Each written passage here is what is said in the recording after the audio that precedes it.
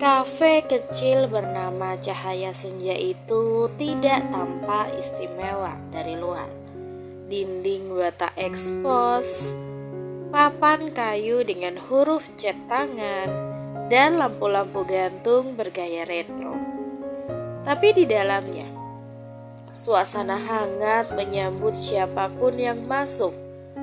Musik akustik mengalun pelan, dan aroma kopi serta kayu manis memenuhi udara. Di salah satu meja dekat jendela, duduklah dua pria berpakaian rapi namun mencolok. Yang satu penuh gaya, yang lain tampak sederhana tapi berkelas. Akhirnya ya, lo mau juga nongkrong di tempat begini? Ujar Rafael, menyampirkan jasnya di sandaran kursi dan memotret minuman yang baru datang. Lihat latte artnya, keren kan? Ini estetik banget buat feed Instagram gue. Leonard hanya mengangkat alis. Lo ngajak gue ke sini katanya mau refreshing, bukan buat photoshoot.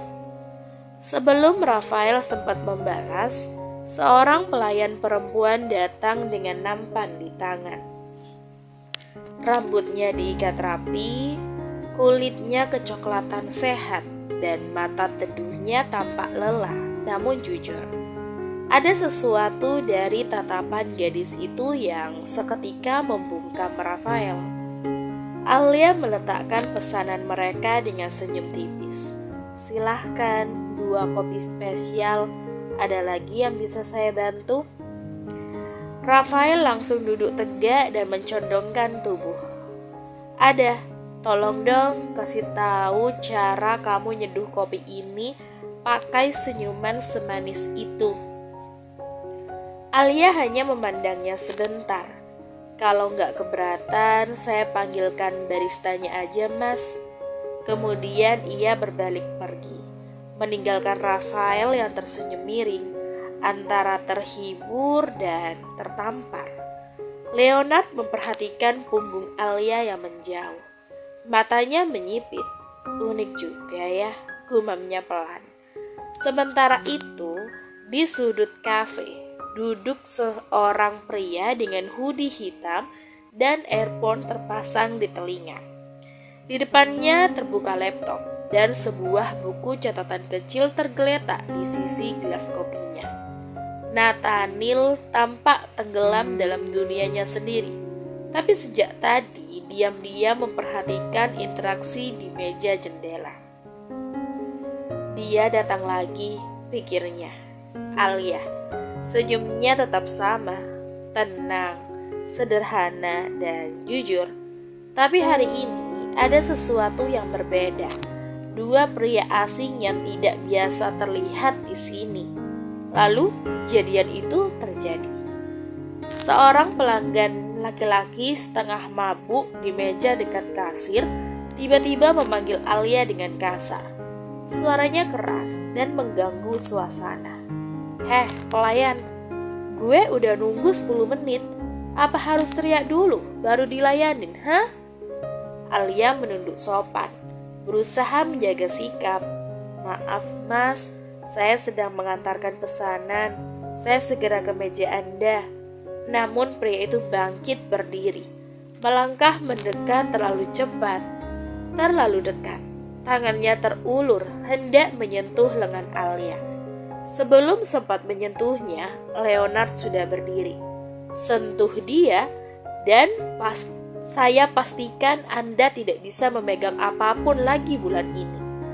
Hanya sepersekian detik kemudian Rafael menyusul. Bro, kalau mau drama, tuh sana, ikut sinetron. Jangan bawa sampah ke tempat orang damai begini. Dan yang paling mengejutkan, Nathaniel ikut berdiri. Diam-diam ia telah mendekat, berdiri tepat di belakang pria mabuk itu. Sudah cukup, katanya pelan, tapi tajam. Pergi sebelum saya minta manajer melaporkan ini ke polisi. Dan saya pastikan laporan itu tak akan tenggelam. Pelanggan itu melotot. ke arah 3 pria yang berdiri mengapitnya. Menyadari situasinya tidak lagi menguntungkannya, dengan gerutuan ia pergi meninggalkan kafe, membuat suasana kembali tenang. Alia berdiri kaku. Terima kasih semuanya. Untuk pertama kalinya, mata Leonard, Raphael, dan Nathaniel saling bertemu. Tak ada kata yang diucapkan, tapi masing-masing tahu gadis ini bukan sekedar pelayan biasa, dan mereka baru saja masuk ke medan perang yang sama. Leonard, dengan nama lengkap Leonard Hartanto, berusia 28 tahun. Posisi sebagai CEO dan founder Hartanto Teach. Bidang usahanya, teknologi dan kecerdasan buatan. Produknya mencakup software, enterprise, sistem AI untuk bisnis, hingga aplikasi gaya hidup pintar. Kekayaannya masuk daftar 30 under 30 Forbes Asia. Nilai perusahaan terakhir saat IPO 3,4 miliar US dollar. Latar belakangnya, anak tunggal keluarga konglomerat, namun membangun Hartanto Teach dari nol setelah menolak bekerja di perusahaan ayahnya. Memiliki gelar ganda dari MIT dan Stanford dalam bidang teknik informatika dan kecerdasan buatan. Kepribadiannya, dia termasuk introvert, penuh perhitungan, tidak mudah percaya pada orang lain, perfeksionis, dan keras pada diri sendiri. Sangat analitis, tetapi kadang kehilangan arah soal perasaan. Daya tariknya misterius, cerdas, dan sangat fokus. Wanita sering merasa tertantang dengan sikapnya yang dingin, namun kadang menunjukkan sisi lembut yang langka. Raphael Wijaya, berusia 29 tahun, posisi sebagai CEO Revok International. Bidang usahanya di fashion, lifestyle, dan entertainment. Memiliki merek pakaian premium, aplikasi gaya hidup, hingga manajemen artis internasional. Kekayaannya, ikon bisnis kreatif Asia. Merek busananya sudah tampil di Paris Fashion Week. Valuasi bisnis pribadinya 1,9 miliar US dollar. Latar belakangnya, anak dari pasangan seniman yang eksentrik, mengenyam pendidikan seni di Italia dan bisnis di London. Merintis bisnis dari awal melalui desain kaos distro hingga tumbuh jadi kerajaan fashion. Kepribadiannya ekstrovert dan flamboyan, selalu tampil percaya diri meski menyimpan luka dalam. Pandai bersosialisasi, tetapi setia pada orang yang ia percayai. Dia narsis tapi tahu batas. Daya tariknya, aura selebritas, sense of humor yang tinggi, karismatik, tapi kadang di balik senyumannya ada tatapan kosong yang belum sembuh. Nathaniel Pratama, berusia 30 tahun, posisi sebagai CEO dan pendiri Natama Group. Bidang usahanya properti mewah, arsitektur hijau, serta pengembangan kawasan kota modern dan sustainable living. Kekayaannya paling tertutup soal aset, tapi dikenal sebagai arsitek kota masa depan. Proyeknya tersebar di Singapura, Tokyo, dan Dubai. Nilai pasar grupnya melebihi 4 miliar US dollar. Ayahnya seorang arsitek jenius yang tewas dalam kecelakaan proyek besar saat Nathaniel berusia 17 tahun. Ia bersumpah membangun bisnis dengan nilai kemanusiaan dan estetika, bukan sekedar keuntungan. Lulusan Harvard dan dikenal sebagai The Silent Visionary. Kepribadiannya diam-diam tajam, sering mengamati lebih dulu baru bicara. Tidak peduli popularitas, tapi punya pengaruh besar. Punya jiwa penyair dan seniman, meski berwajah dingin. Daya tariknya misterius, memikat tanpa berusaha. Wanita merasa aman dan nyaman, seolah bisa menumpahkan beban hati tanpa takut dihakimi. Hari itu, langit mendung, seolah menggambarkan rasa lelah yang dirasakan Alia sejak pagi. Kafe cahaya senja sedang ramai, dan Alia nyaris tidak punya waktu untuk duduk. Tangannya nyaris tak berhenti bergerak, mengantar pesanan, membersihkan meja, melayani kasir. Sudah lewat tengah hari ketika ia melihatnya lagi, Nathaniel. Seperti biasa, duduk di pojok ruangan yang paling sepi, hoodie gelap, laptop terbuka, dan buku catatan kecil di sampingnya. Ia seperti bagian dari kafe itu sendiri, tak bersuara tapi terasa keberadaannya. Biasanya Nathaniel tak pernah berkata apa-apa, tapi hari ini berbeda. Saat Alia menyodorkan secangkir kopi pesanan biasa, kopi hitam tanpa gula, Nathaniel menutup laptopnya perlahan. "Aku minta maaf ya soal kejadian kemarin," katanya. Suaranya dalam dan tenang. Alia mengangkat alis, sedikit terkejut.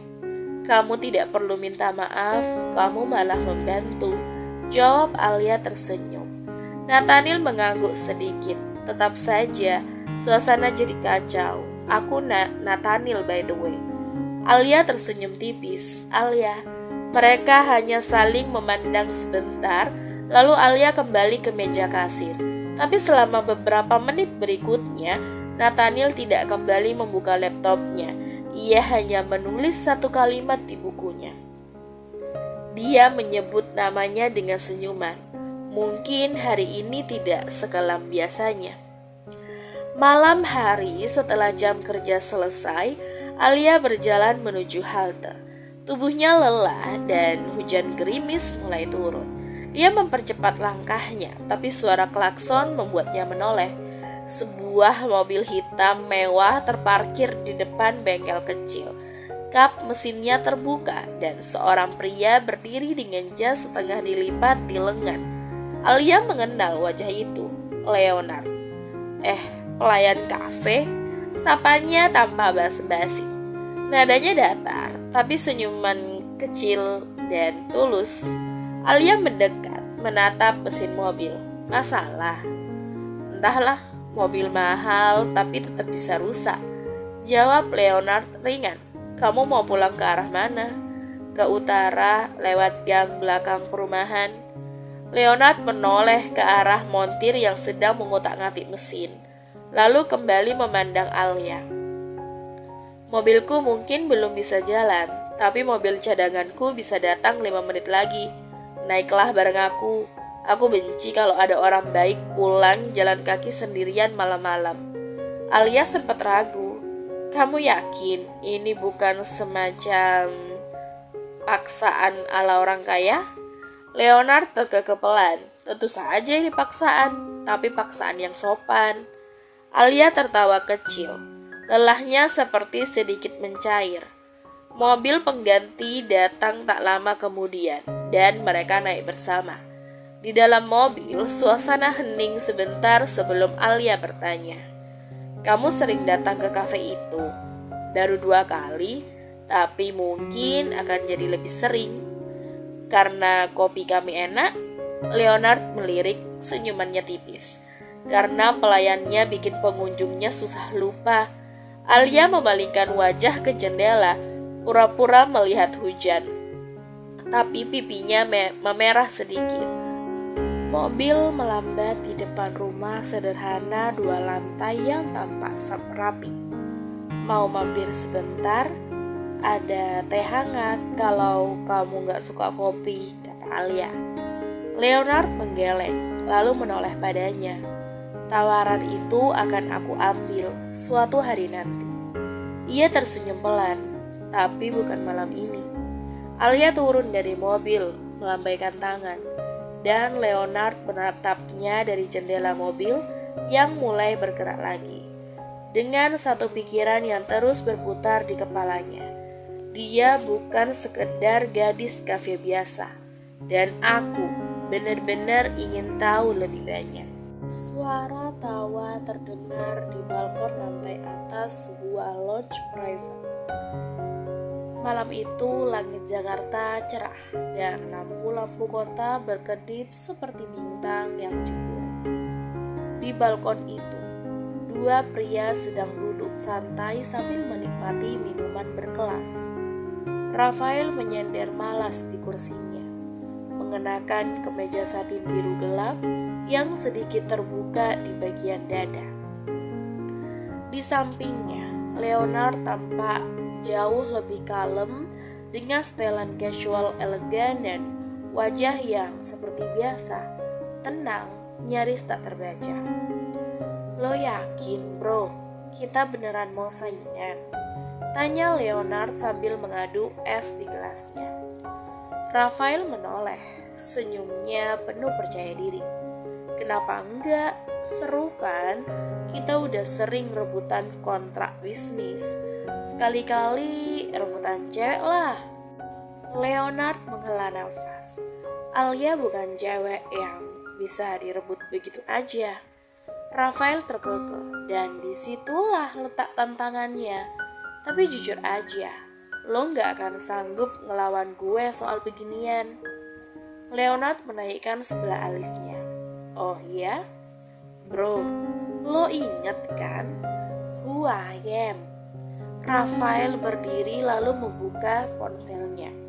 Dalam beberapa detik tampak foto-fotonya bersama selebritis papan atas, iklan fashion internasional, hingga reels dengan jutaan viewers. Aku ini Rafael Wijaya, CEO muda, model part-time, brand ambassador parfum pria terbaik dan yang paling penting penakluk hati selebritis. Gue ini walking temptation. Leonard tertawa kecil, tidak percaya dengan narsisme sahabatnya yang satu ini. Tapi ia tahu, Rafael bukan cuma omong kosong. Ia punya gaya, karisma, dan pengalaman yang bisa membuat banyak wanita luluh. Gue kasih waktu seminggu, ujar Rafael sambil mengenakan jasnya kembali. Lo akan lihat, Alia bahkan mulai memperhatikan gue duluan. Hari berikutnya di kafe Cahaya Senja. Alia baru selesai membersihkan meja ketika pintu kafe terbuka. Seseorang masuk, mengenakan kemeja putih rapi yang dilapisi coat panjang, kacamata hitam, dan membawa buket bunga matahari. Beberapa pelanggan perempuan langsung berbisik-bisik, tidak salah lagi. Rafael Wijaya sedang melakukan aksinya. Ia berjalan santai ke arah kasir, melepas kacamata dan memamerkan senyuman khasnya. Pagi Alia. Alia mengerjap. Mas Rafael, tumben kesini pagi-pagi. Rafael mengangkat buket bunga. Bukan tumben, aku memang datang karena ada alasan spesial. Ia menyodorkannya ke Alia untuk gadis yang membuat latte terasa lebih manis dari biasanya. Beberapa pelanggan bertepuk tangan pelan. Alia tampak canggung, tapi tak bisa menahan tawa kecilnya. Ini beneran? Jangan-jangan kamu lagi syuting reality show ya? Sayangnya enggak, jawab Rafael santai. Tapi kalau kamu mau, kita bisa bikin konten bareng. Biar followers kamu nambah ribuan. Dan siapa tahu jadi terkenal. Alia tertawa pelan, namun matanya menyiratkan keraguan. Rafael menangkap itu. Oke, kalau gitu kita mulai dari yang biasa dulu. Temenin aku sarapan 10 menit aja. Anggap ini istirahat kamu. Alia menimbang, satu sisi dia tahu kalau Rafael bukan pria biasa. Di sisi lain mungkin sedikit waktu tidak akan membahayakan. Baiklah, tapi 10 menit ya. Rafael tersenyum lebar. Langkah pertama berhasil. Dan di luar kafe, dari balik kaca, Nathaniel memperhatikan. Pandangannya tetap tenang, tapi jemari di pangkuannya mengepal diam-diam. Sedangkan Leonard yang melihat unggahan story Rafael dengan caption "Bunga pagi untuk sang pelayan hati" hanya mendengus dan berkata dalam hati, permainan sudah dimulai, tapi ini bukan soal siapa cepat, ini soal siapa yang paling tulus. Bagi sebagian orang, hidup adalah tentang pilihan. Tapi bagi Alia, hidup adalah tentang bertahan. Setiap pagi ia bangun sebelum matahari, menyiapkan dirinya untuk pekerjaan yang tak mengenal belas kasih. Upahnya cukup untuk bayar kos, cukup untuk kirim uang ke kampung, cukup untuk membeli makanan kucing kesayangannya, si Kumis, dan ya cukup untuk hidup, tapi tidak cukup untuk bermimpi. Ibu dan 2 adik kembarnya tinggal di kampung kecil di Jawa Tengah. Dan sejak ibu menikah lagi dengan seorang pria yang Alia tidak pernah benar-benar anggap sebagai ayah, hidup mereka makin berat. Pria itu sering kali meminta uang, bukan untuk kebutuhan rumah, tapi untuk berjudi atau menghibur diri. Satu-satunya tempat Alia merasa benar-benar bisa bernafas adalah di kafe tempat ia bekerja dan di kamar kos kecilnya. Di sana, ia bisa bercanda dengan Bu Rini, tetangga sebelah kos. Wanita tua yang sering duduk di teras sambil menghisap rokok cengkeh dan mengenang almarhum suaminya. Kadang hidup tuh lucu ya, Li, kata Bu Rini suatu sore. Yang paling sering menyakitimu bukan orang asing, tapi orang yang kamu sebut keluarga. Alia mengangguk. Tidak semua rasa harus dijawab dengan kata. Malam itu, langit gelap dan hujan turun tanpa ampun. Alia baru saja pulang dari bertemu ayah tirinya. Ya, seperti biasa, hanya memanggil jika sedang butuh uang saja. Alia, bantuin bapak ya. Cuma pinjam sebentar kok, nanti kalau menang judi bapak balikin. Alia tahu kalimat itu tidak lebih dari kebohongan basi, tapi dia tetap mengeluarkan uang terakhir di dompetnya. Karena sekecewa-kecewanya ia pada pria itu, dia tidak tega melihat adik-adiknya kelaparan. Kini ia berjalan pulang dalam hujan. Jaketnya tipis dan ia lupa membawa payung. Ia berlari kecil, lalu berteduh di depan toko mainan yang sudah tutup. Nafasnya berat, dingin, menusuk hingga ke tulang. Gawat banget sih, Li. Bisa mati kedinginan gini. Gumamnya sendiri sambil memeluk tubuhnya. Tiba-tiba, suara langkah pelan terdengar mendekat. Apa kamu selalu suka berteduh di tempat menarik kayak gini? Suara itu lembut tapi familiar. Alia menoleh. Leonard berdiri di bawah payung hitam besar. Ia mengenakan mantel panjang dan menatapnya dengan ekspresi campuran antara geli dan khawatir. Kamu lagi? Alia tertawa kecil, tidak percaya. Anggap aja ini kebetulan kedua, jawab Leonard. Lalu tanpa bicara panjang, membuka payungnya lebih lebar dan berdiri di samping Alia. Untuk beberapa detik, mereka hanya berdiri diam, mendengarkan suara hujan. Aku kira kamu orang kaya yang gak akan pernah ngerti rasanya kehujanan di pinggir jalan, ujar Alia setengah bercanda. Leonard menatap langit. Aku juga kira begitu.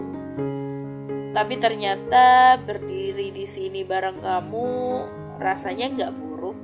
Alia menoleh cepat, sedikit gugup.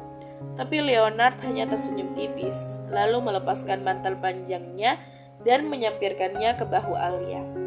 Aku bisa tahan dingin, tapi kamu kelihatan menggigil. Alia menggenggam erat mantel itu. Hangatnya tidak hanya berasal dari kainnya, tapi dari perhatian yang ia terima. Sesuatu yang sudah lama tidak ia rasakan dengan tulus. Kamu baik. Leonard menggeleng. Belum tentu, tapi malam ini aku cuma gak tega lihat kamu sendirian. Di dalam hati Alia, 3 bayangan kini muncul makin jelas. Nathaniel, tenang, perhatian, tapi seperti kabut, indah namun tak tergenggam. Rafael, terang, ramai, menyenangkan. Tapi apakah itu sungguh nyata atau sekedar permukaan? Leonard, kalem, tak banyak kata, tapi entah kenapa membuat Alia ingin percaya. Dan malam itu, di antara derasnya hujan dan suara sepatu di trotoar basah, Alia tahu hidupnya yang lurus-lurus saja kini mulai berbelok ke arah yang belum pernah ia bayangkan. Setelah berteduh bersama selama hampir 10 menit, hujan mulai mereda. Leonard menawari Alia untuk diantar pulang lagi. Dan seperti sebelumnya, Alia menolak. Keras kepala tentu saja. Aku bisa jalan sendiri, katanya sambil membenarkan mantelnya. Leonard menyipitkan mata. Kamu baru saja menggigil kayak es krim jatuh di kulkas mati. Masuk akal dari bagian mana coba? Alia melipat tangan di dada. Kamu ini selalu sok tahu ya. Leonard mengangkat bahu. Bukan sok tahu. Aku memang tahu kamu tuh keras kepala. Alia menatapnya. Kamu juga keras kepala? Siapa coba yang maksa kasih tumpangan waktu itu? Dan sekarang malah maksa nganterin. Bukan maksa, aku tuh hanya gigi. Alia mendengus, tapi ujung bibirnya melengkung menahan senyum. Gigih katanya, padahal nyebelin. Leonard melipat payungnya dan ikut berjalan bersama Alia. Langkah mereka seirama, sesekali saling senggol bahu karena trotoar sempit dan sama-sama ogah untuk mengalah. Lucu sebenarnya, dua keras kepala berjalan pulang sambil terus saling menyindir. Aku gak pernah ya nemu cewek yang bisa bikin aku kesel tapi pengen ngobrol terus, gumam Leonard tiba-tiba. Alia menoleh dengan cepat. Apa? Enggak, angin tuh yang ngomong, jawab Leonard cepat sambil mengalihkan pandangan. Alia tertawa kecil. Dasar si osok cool. Pagi harinya di kafe cahaya senja, Alia sedang mengelap meja saat seorang kurir masuk dengan paket kecil di tangan. Permisi, kiriman untuk Mbak Alia, katanya. Alia menatap bingung. Saya dari siapa ya? Kurir hanya tersenyum dan pergi. Dengan penasaran, Alia membuka bungkusan itu. Sebuah jas hujan berwarna biru dongker, berbahan tebal dan elegan, tapi tetap simpel. Di bagian dalamnya ada secari kartu kecil. Tulisan tangannya rapi tapi sedikit miring. Khas orang yang tidak biasa menulis surat. Kamu keras kepala, jadi aku berhenti maksa. Tapi kamu juga gampang sakit, jadi kalau kamu gak mau aku antar, setidaknya pakai ini. L. Alia terdiam sebentar memandangi jas hujan itu. Di saat semua terasa berat dan dingin dalam hidupnya, perhatian kecil seperti ini terasa seperti selimut hangat. Ia tidak tahu pasti harus tertawa atau tersenyum. Tapi satu hal yang pasti, hatinya mulai menghangat.